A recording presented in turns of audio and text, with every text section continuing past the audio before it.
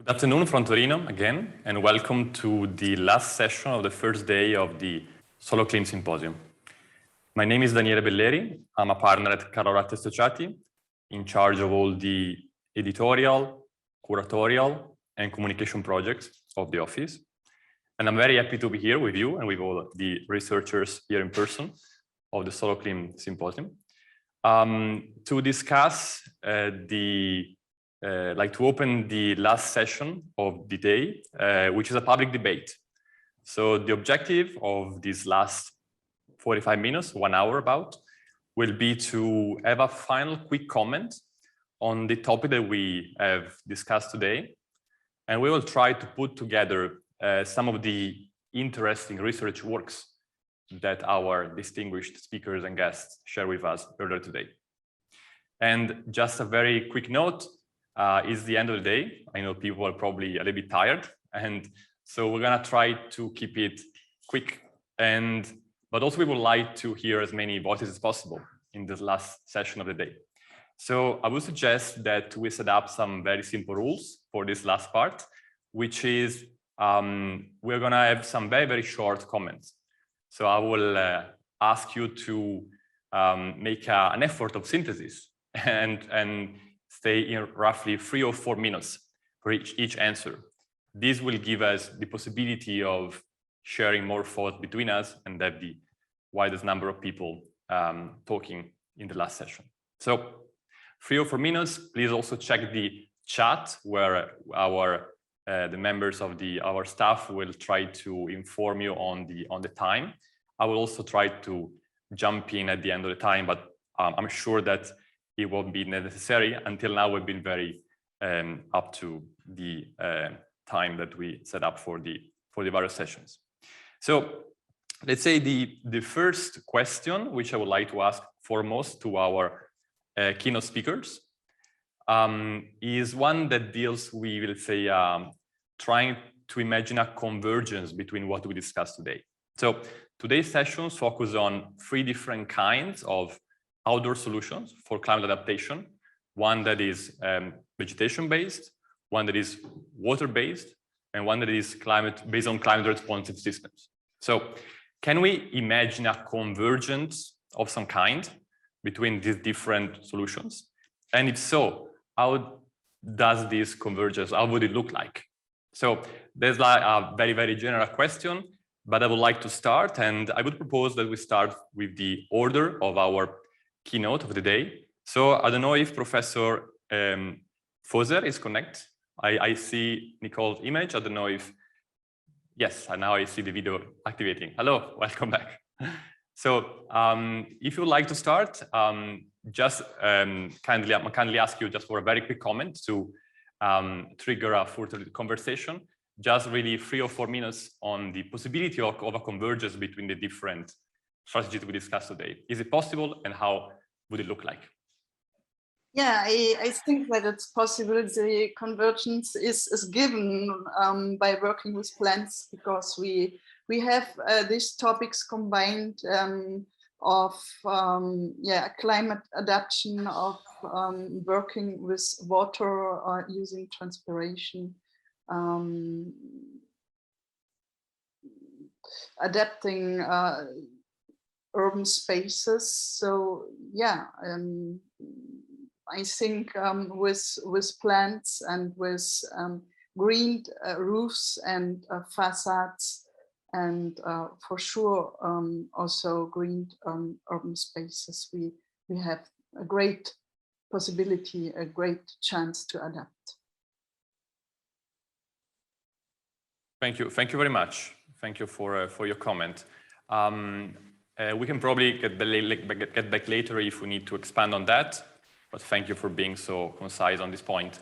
And I would like also to ask Professor Dr. Mills if you would like to add something on this point, on the possibility of a convergence between these different solutions, and if there's some example in mind or some suggestions on how this can be pursued. Please. Well, I think intellectually, it's easy enough to combine them, because for me, controlling the water budget is exactly the same as controlling the heat budget, because of the connection between the evaporation factors. I think the key problem with actually integrating them in place is we have to overcome, for one, the scale problem. So I think it's much easier to do this if you identify the scale at which you're operating. And I do distinguish between plans, which are two-dimensional large scale, and what I describe as design interventions which happen in spaces that we know are going to be occupied. So I think the challenge to figure out is what parts of the city should we invest in to achieve the outcomes that we want. I also think that the integration should be modulated according to the city. Some cities are comparable, but some types of design solutions will not work in certain types of cities because they don't all have the same objective. Thank you, Dr. Mills. Thank you for pointing out the issue of scale and other issues that should be taken into consideration when thinking at this possible integration or convergence between the different solutions. I would like to ask Philip Ram to react on this latter point and add more on the discussion on the possibility of a convergence between different solutions. I think you're still muted. Yes. So hello to everybody. Yeah, I think of course everything work together, but in a certain way, it's you know, when you are an architect, I learn architecture, you know, to if you are doing a house, you do a stone house, or you are doing a brick house or a wood house. And it gives the quality to the house because you choose a material and you work with this material. And so I like the idea to do a project based on convection, for example, only, or on evaporation, because I think it gives something you know, very clear in terms of design and in terms of quality. But of course, at the end, you know, everything should work together. For example, you know, in the project in Taiwan, we are working with the shadow of the trees and with a cooling effect by convection. So yes, I think it's true that things are working together, and you cannot only base on one phenomenon. But it's maybe nicer or more beautiful when you work very clearly on one phenomenon. Thank you very much. Thank you very much, Philip. So I would like also to ask our next keynote speaker, Dr. Cluck, to add one point on this. Yes, but what I'm thinking of here, of course, you combine solving heat problems and water storing problems if you can in the same location. So if you make a water storage and you use a swale for this, and it's grass there, so you can have water storage, it's combined. But the storage is only meant for the normal rainfall and not for the extreme rainfalls, because not for solving real drought problems. You don't have the extreme rainfall events are too large and too seldom to solve drought problems. So it doesn't really always combine. And also the greening, which is needed for evaporation, is one thing, but it's not always the same as the greening which is needed to the trees which are needed to create shadow. And so in the Netherlands, so often that designers made some extra green, grass, bushes, and said, okay, now we are heat resilient. That's of course not true. You need more shadow to make it heat resilient. So you also have to be careful not too easily to say we can combine things here. And maybe that's what Thomas just said. If you focus on one aspect like shadow, then you really have to make the shadow and it gets clearer. Is it clear what I say? Thank you. So I believe that what we just heard is like an interesting point on the necessity of specialization, let's say, and like pursuing a certain path in a very consistent way. I would like to hear also from Thomas Auer from Transolar, who was our last keynote speaker of the day, and if from his point of view as both a professor and as a practitioner, he has any thought on the idea of a convergence on any different level. Yeah, I mean, everything basically has already been said somehow, and I start to echo what had been said before. But of course, at the end of the day, it's always somehow a conversion, a converge of different strategies, particularly when we look at comfort, let's say more than looking at microclimate. We did measurements, looked at in Sevilla at the traditional courtyard house. And it's this combination of material, let's say climate responsive design, vegetation in the courtyard, and water features. And on the other hand, we did measurements in Vienna where they used evaporative cooling without shading, and the evaporative cooling became completely meaningless, not having any shade. Like say the sun exposure is so strong that the evaporative cooling suddenly becomes meaningless. So at the end of the day, particularly when it comes to comfort, it's always a kind of combination, and we always kind of converge different strategies. Even though, Philip, I know you're a purist, you like to keep things very straightforward, but you look at it from an aesthetic, from an architectural point of view, and we are always looking at it from an engineering point of view.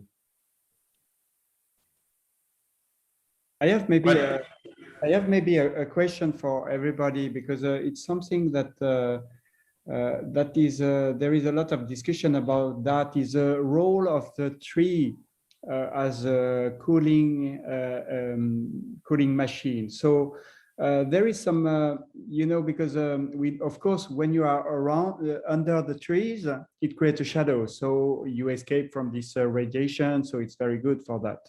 But the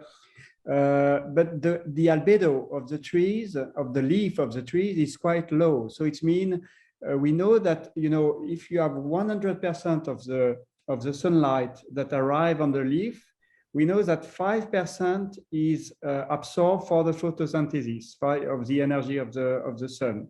And then there is maybe 15% that is reflect, because the albedo of the leaf is not at 0, it's like 15 or 0.15. So it means it's the albedo at the end, it's 0.2, it's 20% that is reflect and absorb for the photosynthesis. So it means that there is 80% of the energy of the sun that arrive on the leaf that is heating, in reality, the city from the top of the tree, not under the trees, but at the top of the trees.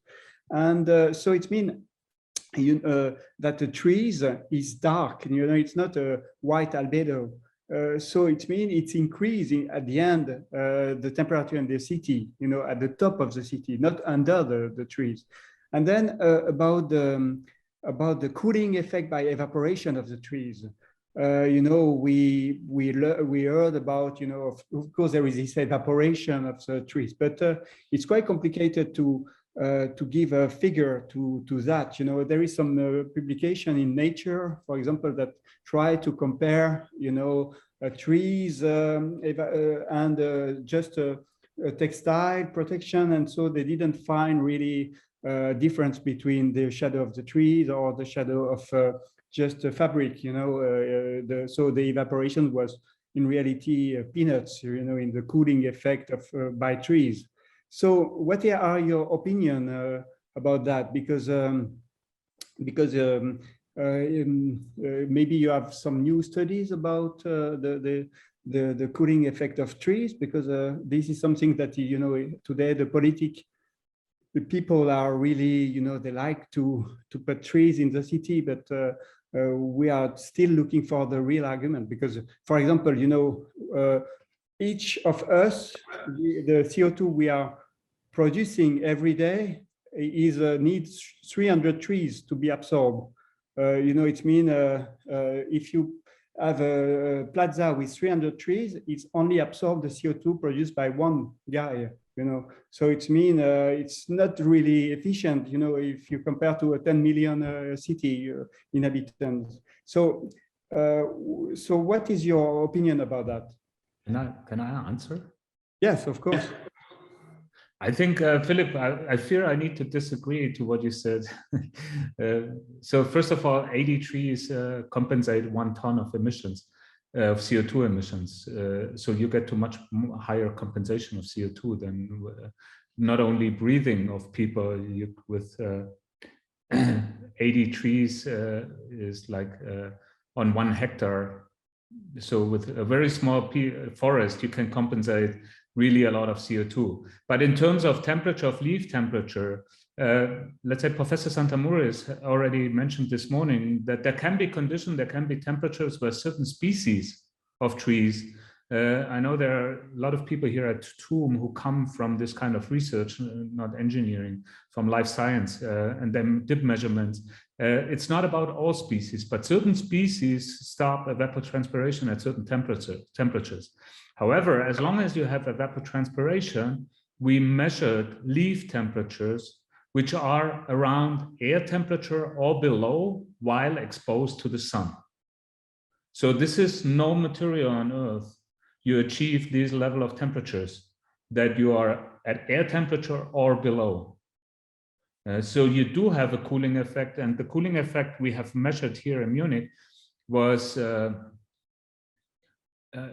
roundabout plus minus 75 watts per square meter of projected crown onto the ground. This is significant. This is like a cooling panel. This is the cooling load of a cooling panel of the surface of the projected crown. So to this regard, I fear I need to disagree to what you said. May I just add something? First of all, I think you have to take into account the trees of architecture, which means that probably only about 15% of the light at the top of a leafy canopy makes it through to the ground. So trees have different effects at different scales. The primary effect in a hot climate is probably to shade the ground underneath. That lowers its temperature. It also has an effect if the tree is healthy because it acts as a natural air conditioner as the air flows through it. And it comes out the other side cooler and humidified. So I don't think you'd have to get the leaf area, not simply the canopy top, as a measure of how that energy is shared among the leaf. The other point you make, however, I agree with. There's no way you'll ever plant enough trees in a city to compensate for carbon emissions, not directly. So you cannot put in trees without addressing the fundamental problem, which is the emissions, mostly from traffic, that's driving the carbon emissions. So I think they're two different things. I think they're very effective at a local scale or micro scale for thinking at air quality issues, particularly if they're well designed. But here's the thing, if you plant the trees badly and the canopy covers the street, it makes the air quality worse because suddenly you've reduced ventilation. Here's the other thing, a lot of your urban heat island analysis looks at the city from above using a satellite, and it sees the cool tops of the trees. But if you're below the tree canopy at nighttime, it's a warm environment. So you have different levels. The microscale is really microscale as whether you're above the canopy, within the canopy, or below it. Thank you again, Dr. Mills.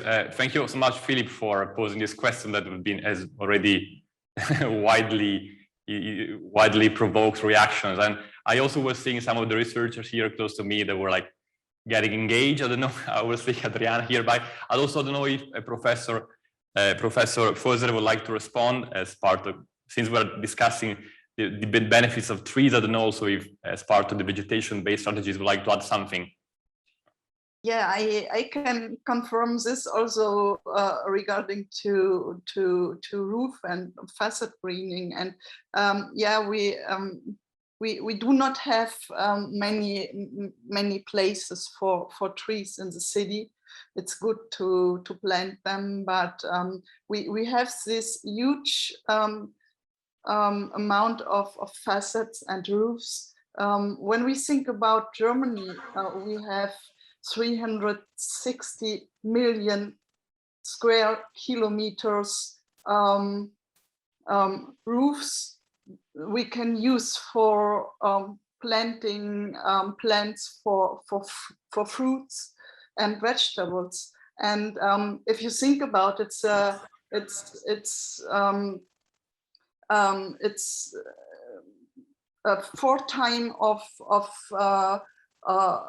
the agriculture area we have to use for it. So if we use more our inner city areas in terms of facades and roof, then maybe we have more place also for trees in outer areas. And maybe we when we just look for when we overthink or the whole thing, not only cities, if we think also about these outer areas, then maybe we find also other possibilities.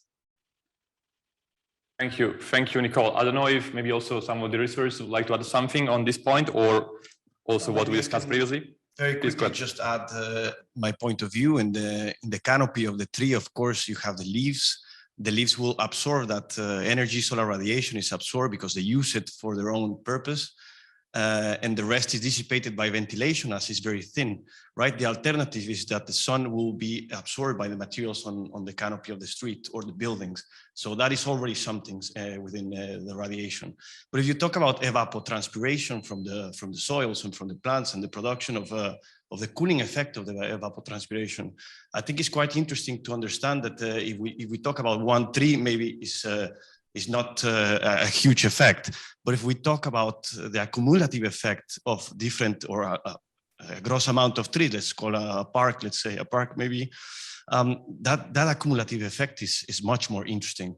And you can feel it every time at any moment of the day when the city is hot. If you approach an urban area that is green, a park that has enough green in it, you will feel a difference in temperature of 2-3 degrees instantly, maybe even more.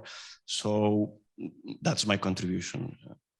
Can I add yeah, I think we're time for another intervention before we move to the next question. Please go ahead. Yes, I agree with what I hear now, but I missed the fact about the comfort temperature. Right? So we're talking now about air temperature, and the difference are not so big. But if you as a person are standing either in the sun or the shadow, the difference in the PET value is like 10 or 15 degrees. So that's really a lot. So the fact that you're shaded by the tree from the sun is very important to keep it comfortably at street level. So I think we should not forget this. Very much.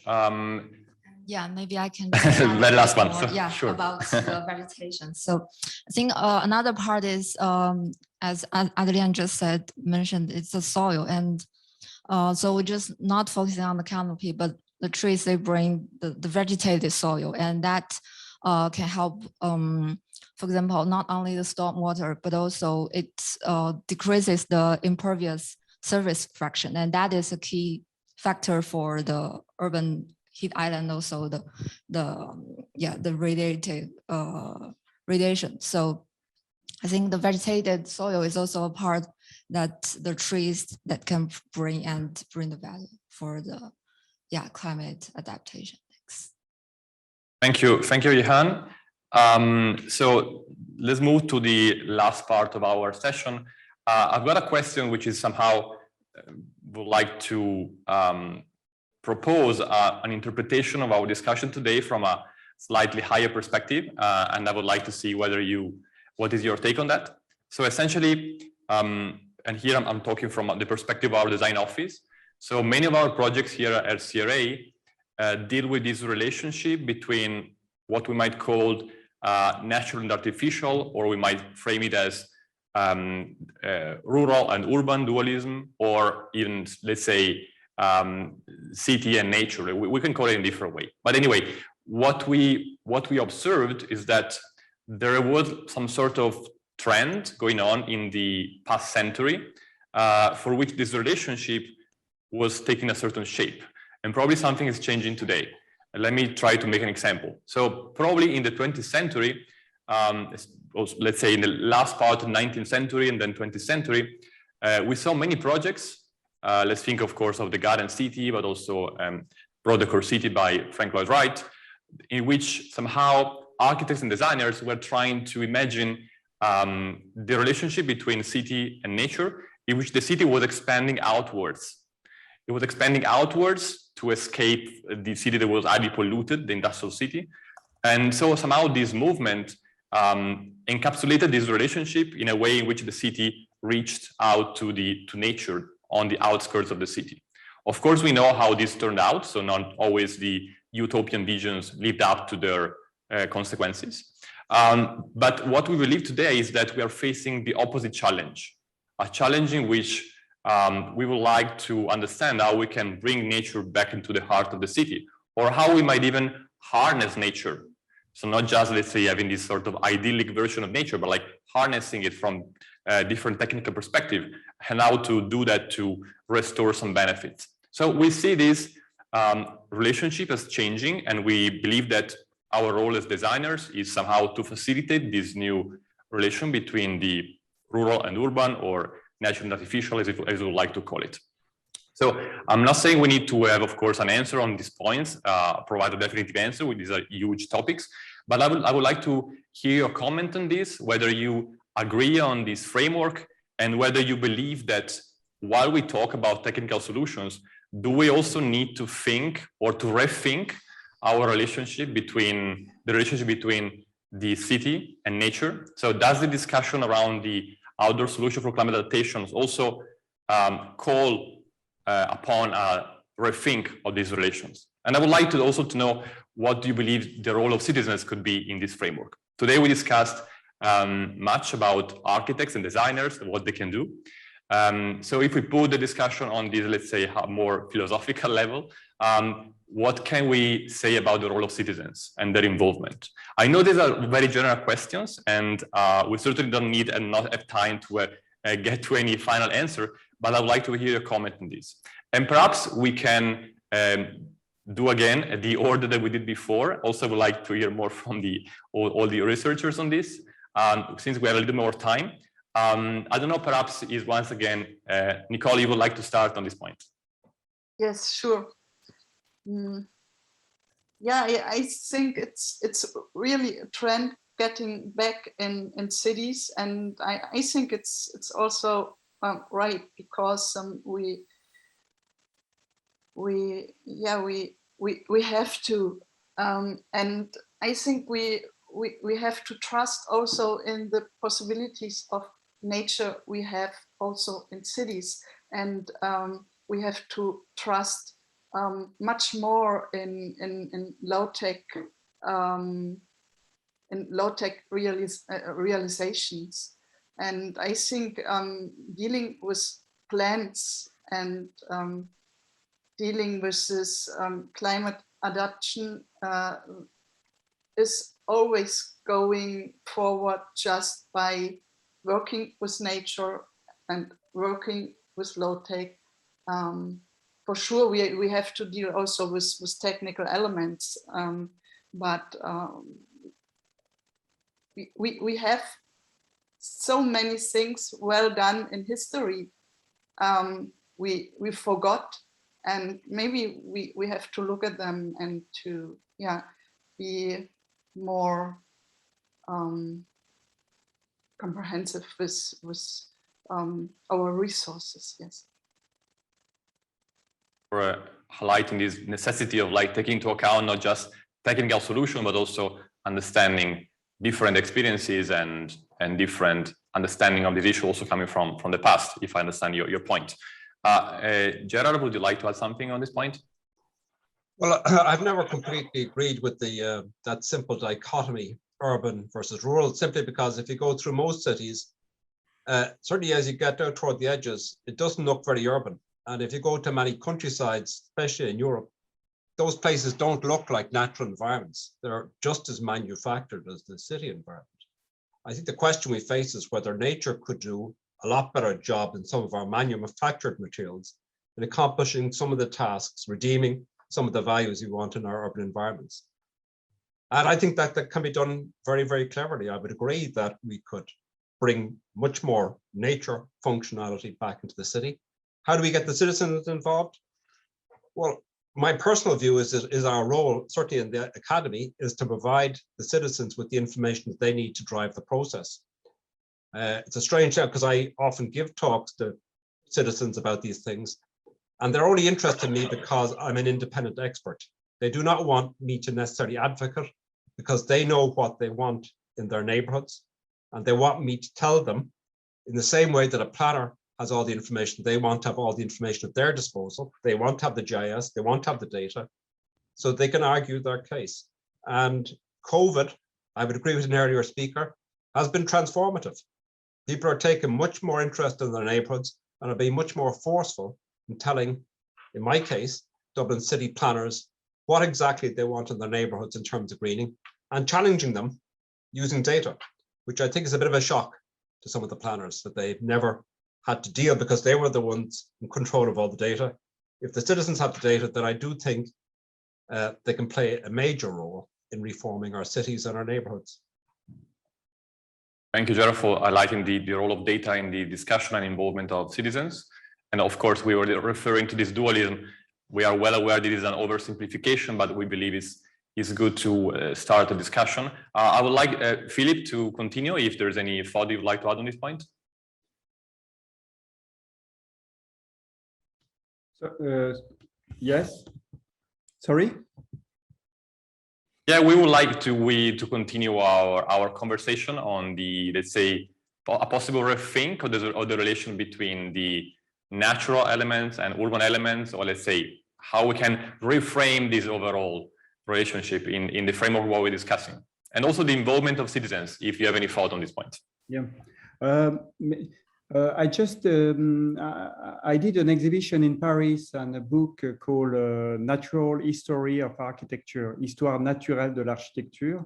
The book is only in French, but it's to review the history of architecture since the prehistorical time until today, and to say that, you know, the way we are understanding architecture since 1950 was completely influenced by antibiotic, vaccine, and coal and oil. You know, it's remove this, you know, the easy life with antibiotic, the easy life with oil, you know, give us a very special moment where we were thinking that symbol and culture was very important, and we lose a little the material question of energy, of climate and health in the understanding of the history of architecture. I think what Thomas Hauer showed when he was showing the old city of the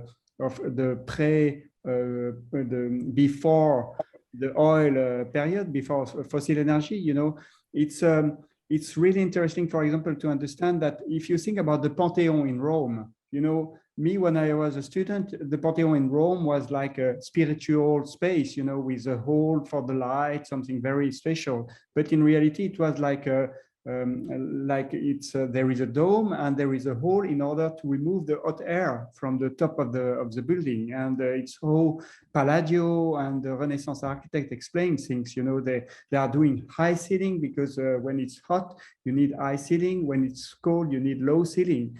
And so the church, you know, why the church is so vertical, it was, you know, you can read the text of the Renaissance, you know, they explain, okay, you need a verticality of the space because you need to remove the hot air by convection to the top of the, and so we completely lose that, because for us, when I was student, you know, I learned that the church is vertical for spirituality reason. I never heard it was for convective reason, you know. So I think today what's happened, it's, you know, the climate issue, the pandemic are completely reframing the way of understanding the world. And it's why I'm very interested into Karl Marx in this moment. You know, I'm reading again the historical materialism, you know, how he explained the history of the world linked to the material condition. You know, if you have a lot of energy, you are building skyscraper. If you have low energy, you are building small houses. You know, so it's the history of architecture is basically linked to that. You know, and so we have really to maybe to base our design, you know, and to read again, you know, the way of the form or the composition linked to this kind of very materialistic point of view. And I think for the for the city and for the urban design is the same. You know, when I was student, I learned about the design of the city only from a commercial, touristic, social, and cultural point of view. But if you look back, you understand that it was based on health. You know, like Haussmann creating a boulevard for the wind. It was linked to, you know, to the sun. It was linked to you know, all this climatic issue was there, and we completely forget that during the 20th century. So this is a big moment, very interesting moment for architecture, for reframing our way of thinking, and so, yeah, so this is what I would like to say. Thank you. Thank you very much, Philippe. It's very, very interesting from the perspective of an architect, of course. And I would like also to pass to our next keynote speaker. So maybe Dr. Cluck, you have any, from your perspective, any addition on this point? Yes, I think it's getting very interesting, especially talking about marks and everything. And let me then bring it a bit further. I think bringing nature very close to people is important, and not making the city too much stony and like loose from nature. But on the other hand, I think a far more, also a very important crisis, the climate crisis, the too much use of energy, too much use of resources. And living in a very dense city is in fact the most efficient for people to live in, using the less heating, the less transports and everything.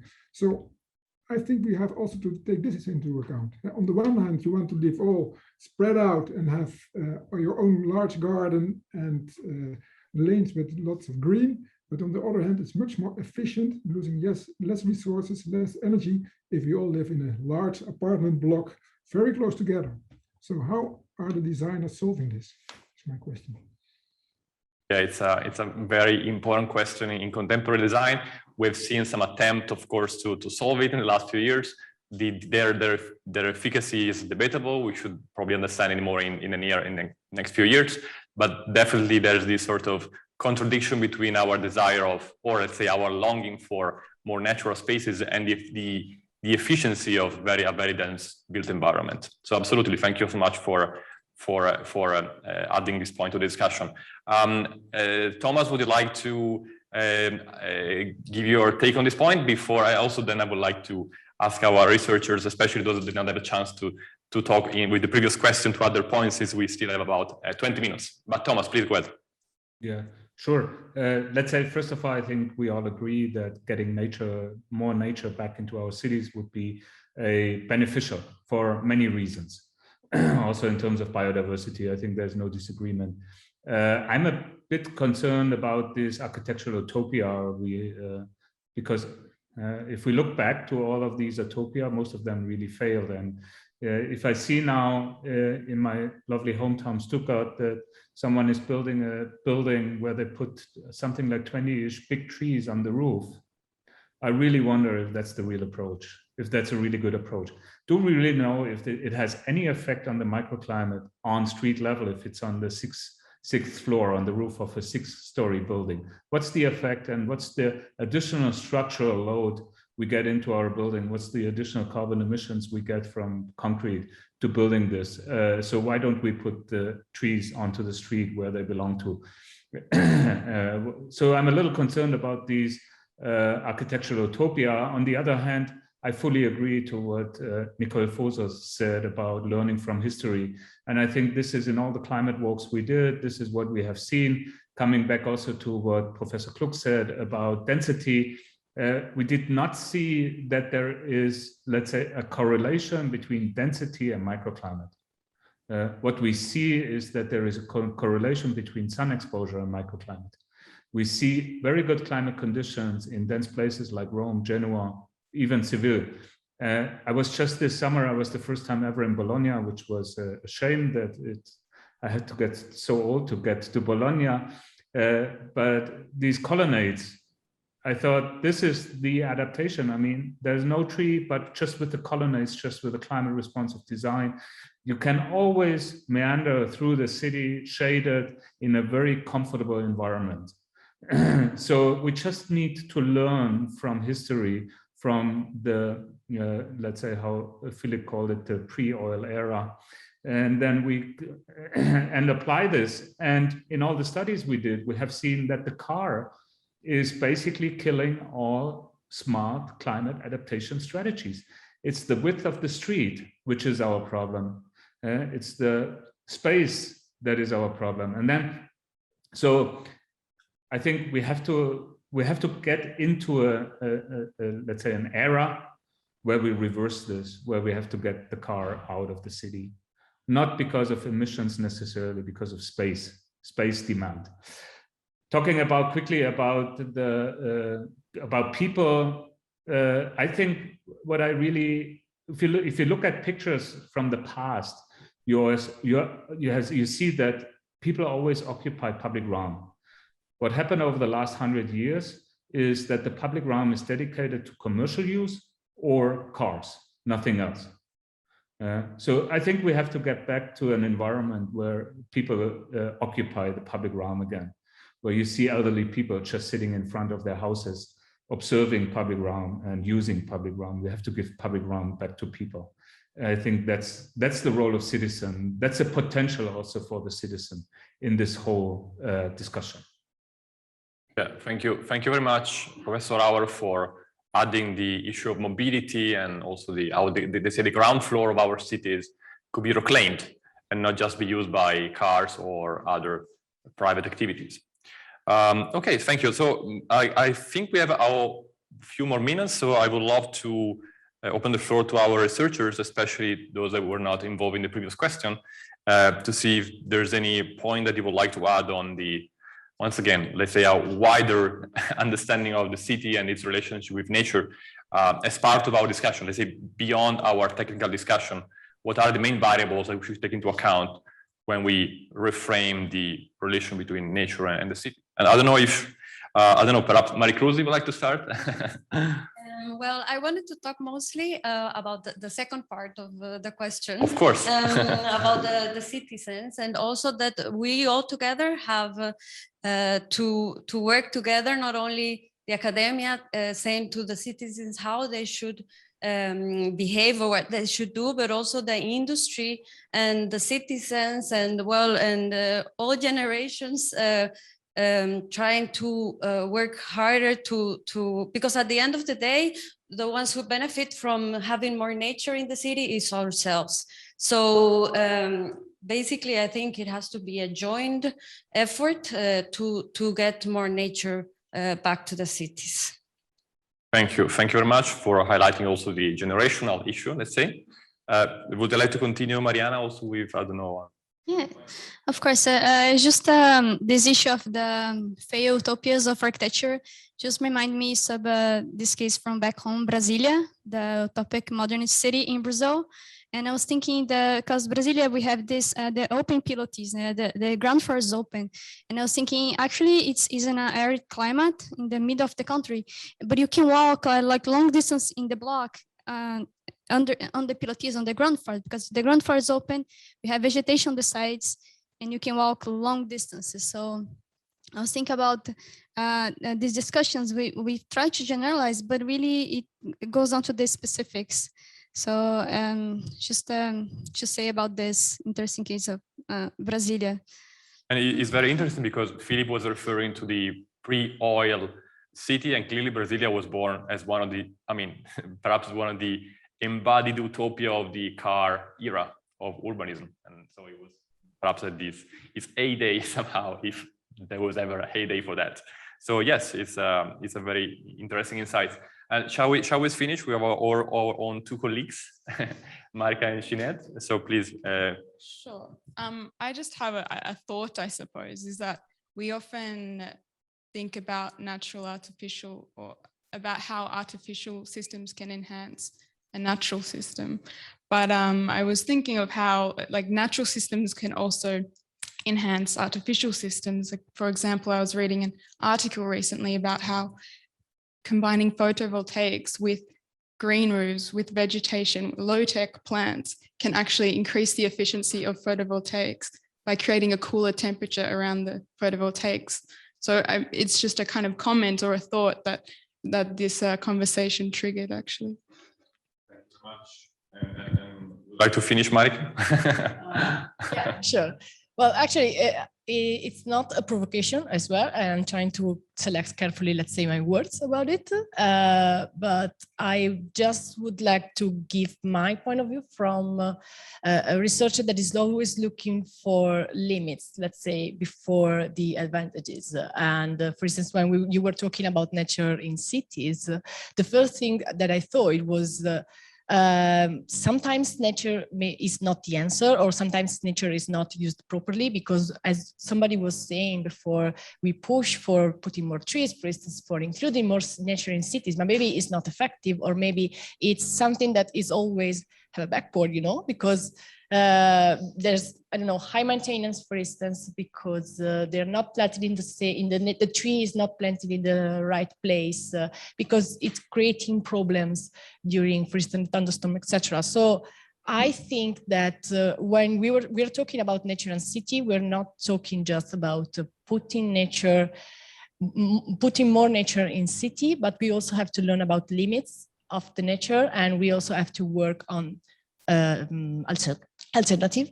I'm glad that actually Professor Auer was talking about Bologna, and this is, for instance, an alternative which is kind of embedded in buildings.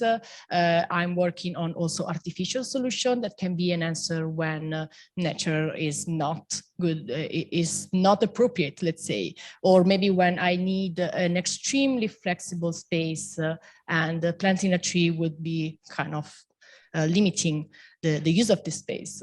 So yeah, I just wanted to add that the key point of my contribution is when we're talking about nature and city, let's try to be objective, let's say, and let's try to recognize also limits, because they can hide opportunities, and this is the climate responsive system at urban scale point of view. I'm not. Thank you. Well, thank you, Marika. Maybe I can add. Of course, go ahead. We have it's very critical. We haven't addressed the situation of ecosystem services in an urbanizing world, and we can see it.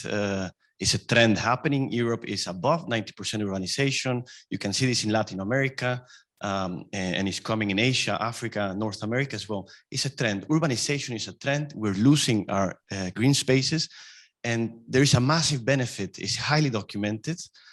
All the benefits coming from the ecosystems. So it's not about putting trees for trees, but all the benefits that become from provisionary, let's call just pollution-wise, or giving some cool effect, or giving the extra perception and the high emotional perception of a person coming to a park. So there's several services that they provide, and we cannot lose this. Either they are from the services they give us in one sense or the other, but if we lose our ecosystems inside the city, we're losing not only the greening of the city, but we're losing a lot more. So I just wanted to put the ecosystem services into the table, because they are important. Thank you, Dan. I think we're time for just a couple of other comments, both on what Marika was saying, that's somehow challenging, let's say, which is always good, I would say, in terms of not turning our discussion into an ideology, but like always seeing its limits. And I think it's very relevant, given also how this is becoming more and more popular, and there are many different projects that might not necessarily have a substantial impact, but maybe they have an impact with visibility or other dimensions. And also thank you, Adrian, for putting this point on the table.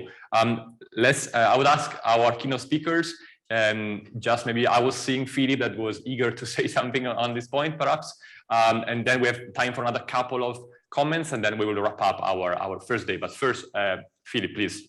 Yeah. No, I think in this book I wrote, The Natural History of Architecture, you can understand that the nature in the city arrive at the end of the 18th century, when Joseph Priestley discovered that the photosynthesis, he understand that the plant is taking the CO2 and recreating oxygen. And at that time, they were thinking that CO2 was toxic, it was a poison. So it was responsible of disease.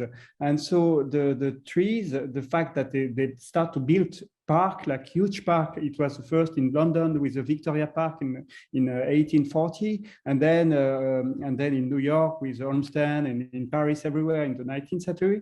The reason of the trees at that time was a wrong understanding of the disease. They were thinking that it was in the air, and so it was the success of all this big park in the 19th century. And then in the 20th century, there is a decrease of that, because we understand that there is no disease in the air. It was, in the water for the cholera. It was by splitting on the other for the tuberculosis, and it was not something in the air. And so, then when I was young, nobody liked trees, like Jean Nouvel, all these people, generation, they like aluminium, neon light, concrete, nobody care about trees. And then it came back today because of the global warming and things like that. So what I want to explain with that, that the beauty, the idea of beauty, what is good or not good, it's completely related to the material condition, So today we think trees are beautiful, are good, and but 20 years ago it was not like that. I'm maybe older than a lot of you, so now I remember perfectly when nobody liked trees. So this is why I wanted to say that. To read the history, to understand again that I think it's very crucial today, and we have also to be a little careful with ideology. We have really to base our understanding on fact, on material condition, and not on ideology, because I think the trees today become an ideology, and also me, I'm a little afraid of a kind of final colonialism. It's like okay, we are colonizing also the nature, giving some argument to trees and to nature and to animals, like a final colonization of the nature. So we have a little be careful with this kind of anthropocentrism vision of, but it's a little complicated conversation. I'm maybe sorry for entering that, but I just want to say that that we have to do something about global warming. Someone just before say, okay, we have to reduce the emission of CO2. We have to put thermal insulation on the building. We have to change to stop to use oil, and maybe this is the first things that we have to do. And then after we can plant trees, but before we have to stop to emit this CO2 and not to just try to find a little solution against the big problem. Thank you, Philip. We have time for another couple of comments. If anybody would like to, please, Dr. Mills, for sure. I don't think it's either or. I think if you look at the history of tree planting in cities around the world, if you're wealthy, you got trees, and if you're poor, you got no trees. And that was a decision that was made by the planning authorities. I don't think that was an outcome of natural processes. So I think you can achieve both. And in fact, there's a good argument was made earlier on that if you convert car park spaces and you turn them into spaces that are usable for trees, then you accomplish two things at the same time. So I think there's a good argument for both things happening together. I also think that it's a bit of it's about like the urban versus the rural. We are nature just as much as anything else is. So for example, when people go outside into the wide realm, I don't know anybody who specifically talks about thermal comfort. You're either wearing a coat or you're wearing a t-shirt.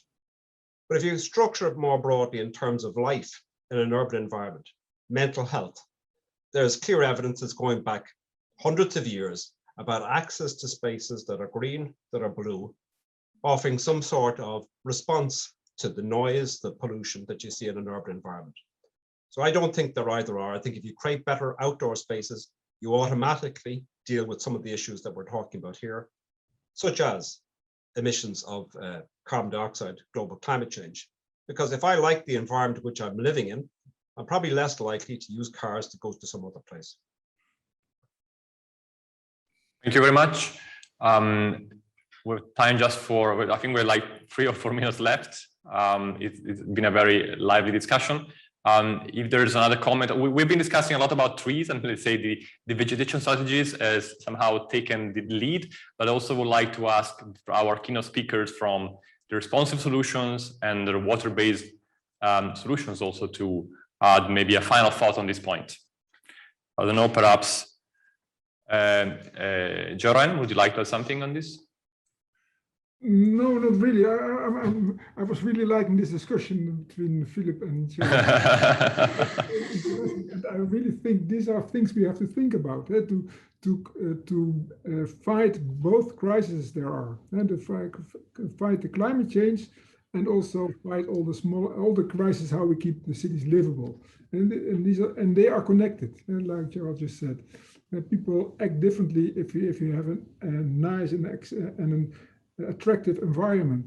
But it is quite, I've also thought about what Thomas said about how much concrete we use to put the trees up there. It's a very important point. We really have to think logically and do the right things. And I think we, as a whole, we have to do it differently than before, because we have to be building cities and people are using far too much stuff and resources.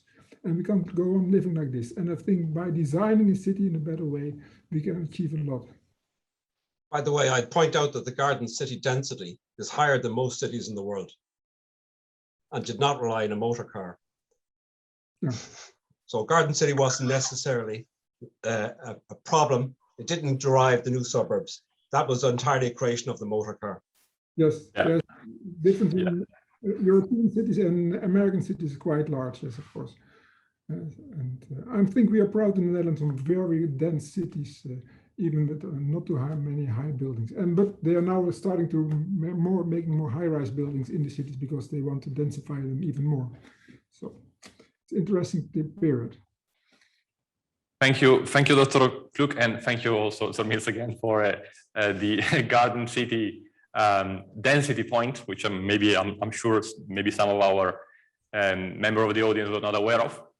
And I think it's time to wrap up with our public debate that ends also the first day of the Soloclim Symposium.